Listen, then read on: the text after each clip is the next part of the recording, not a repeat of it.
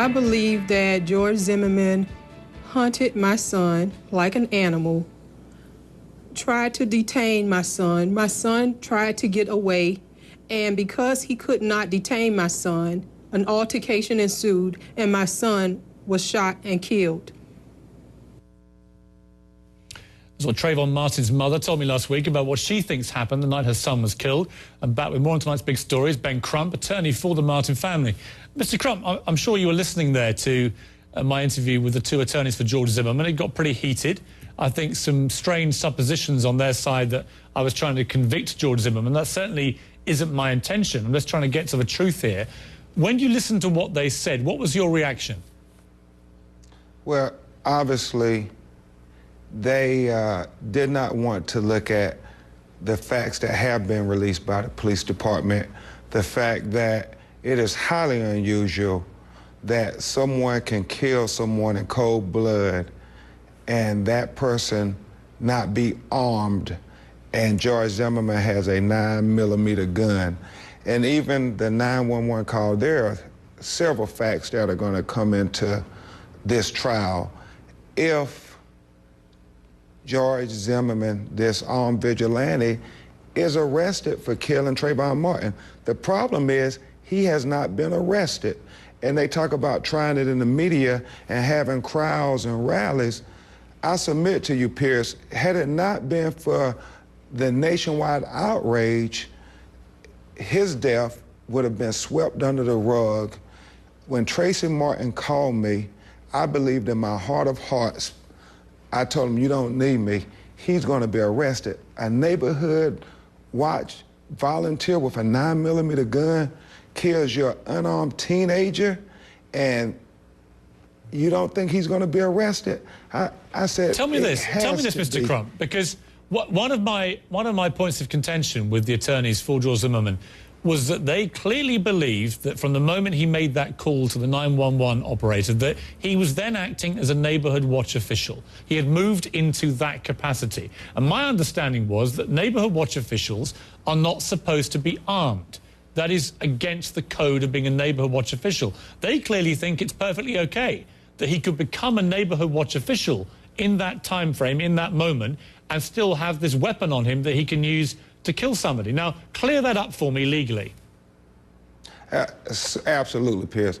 There is no neighborhood watch organization, auxiliary or anything would tell you that a neighborhood watch volunteer should carry a 9mm gun, carry any kind of armed weapon. In fact, it's the direct opposite to say that you are not to carry a gun or any kind of other weapon. You're simply supposed to do what the words say, neighborhood watch. You see something, you call the police, you let the authorities handle it. Had George Zimmerman simply done this, this would have never happened. He would be going about his life, and more importantly, Trayvon Martin would be living to pursue his dreams and his life goals, and his mother and his father wouldn't be grieving and really not even having time to grieve. Mr. Crump, because they have to come here and push for him to be arrested.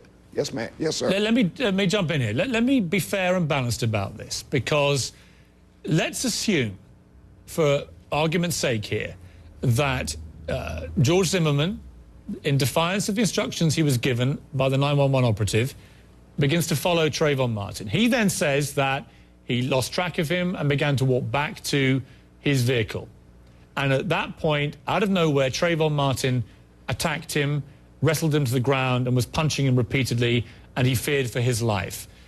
Could that construct of events, could that actually be what happened? Could Trayvon Martin have been so unnerved and scared by what was going on that he did defend himself, exercising, many would argue, his own right to stand his own ground, his own right to self-defense, and got in first against somebody who was following him, who he may have believed was armed, had no identification as any kind of neighborhood watch official or anything else? Could it be that he did attack and jump on George Zimmerman? Well, I don't think we could say attack. We could say he defended himself, because Trayvon Martin had every right to defend himself against George Zimmerman, who approached him. And think about it, George Zimmerman didn't have a badge or anything official. He had on a sweatshirt and some jeans. We've all seen the video now. So we believe Trayvon Martin went to his death not knowing who this strange man was that was approaching him.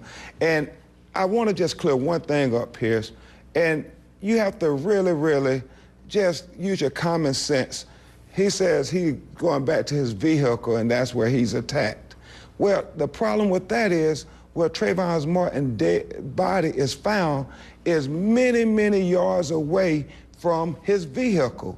It supports the contention that he had pursued Trayvon Martin. Trayvon Martin was about 70 yards from the back door of his father's girlfriend's house. He was almost home. And what did they find? The lawyers made a big point of saying we don't know what he went to the store for. They found a bag of Skittles and a can of Arizona iced tea. That is in the report. That's what he had in his possession. So one can logically let me jump in again. Let me jump in again. On this particular point, though, under Florida's Stand Your Ground law, if we assume that George Zimmerman was telling the truth and that he was heading back to his vehicle and Trayvon, perhaps freaked by what was happening, attacked him and a fight ensued and he got on top of him and was beating him repeatedly, is it possible, under the law that is particular to Florida, under the Stand Your Ground law, that created a set of circumstances where George Zimmerman, fearing that he may be under threat to his life, was able, under the law, to pull his gun out and use it? Can you accept that could be a possibility? Certainly that's what he wants to assert, but we have George Zimmerman's version, and factually it just doesn't work for George Zimmerman. When you look at the facts, the objective facts, not what he's saying, but the objective facts like the fact, if he's at his car, how does Trayvon Martin get those 100 yards away or so to be in the backyard of Mary Kutcher's house dead? What, did Trayvon Martin attack him to his car and then George Zimmerman carry his body behind Mary Kutcher's house?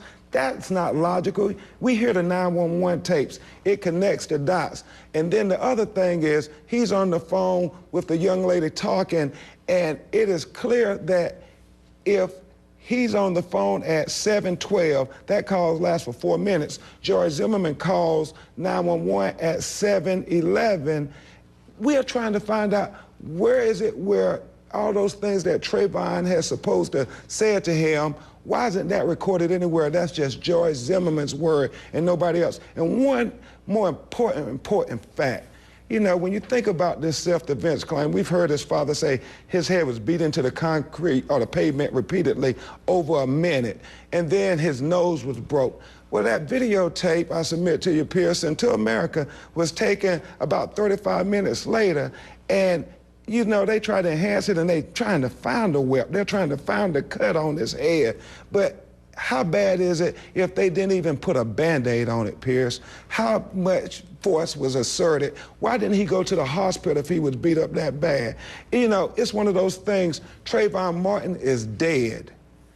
He is dead. And you are saying to everybody in the world, I had to kill him because he had busted my head and broke my nose. And so we're trying to look at that, and it doesn't appear to be there. And we are not asking that he is convicted.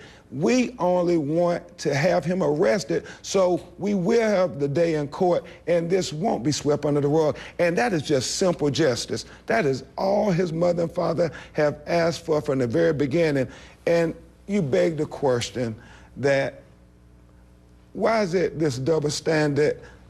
With Trayvon Martin being given all this consideration, had he been the trigger man? Mr. Crump, I'm going to have to leave it there, but there are lots of unanswered questions still. And in the end, as you rightly say, Trayvon Martin is the one who lost his life that night, and that should never be forgotten. But thank you for joining me. Thank you.